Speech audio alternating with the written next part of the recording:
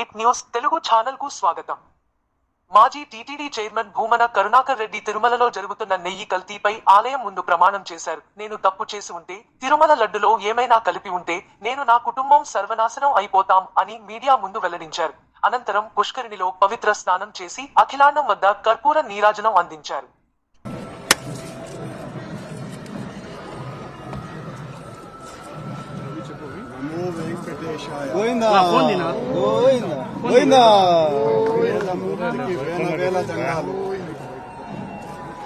అఖిలాండ కోటి బ్రహ్మాండ నాయకుడికి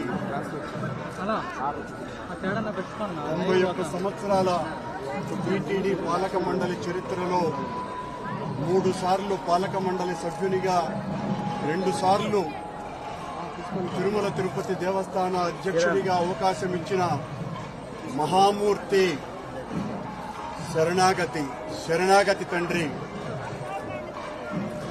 గత కొద్ది రోజులుగా నా మనస్సు కలత చెందుతోంది. నిప్పుల కొలిమిలో నిలబడినట్టుగా ఉంది. సర్వ జగత్రక్షకుడైన ఈ క్షేత్రంలో క్షుద్ర రాజకీయ మాటలు మాట్లాడటం నిషిద్ధం, అపచారం. అంతటి పవిత్ర పుణ్యక్షేత్రమైనటువంటి నీ ఆలయంలో దేవదేవా, నీ అన్న ప్రసాదాలలో అత్యంత పవిత్రమైనటువంటి లడ్డూలో కళంకితమైనదని కలుషిత రాజకీయ మనస్కులు అత్యంత దారుణంగా ప్రవర్తిస్తున్నారు.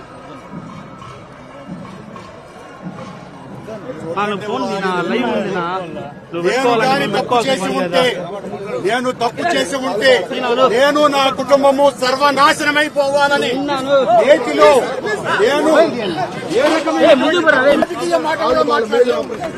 నేను ఏ పరీక్షకైనా సిద్ధం. ఒక్క తప్పు చేసి ఉంటే నేటిలో నేను కళంకితమైనటువంటి పదార్థాలు కలిపి ఉంటే మా హయాంలో ఏ శిక్షకైనా సిద్ధం.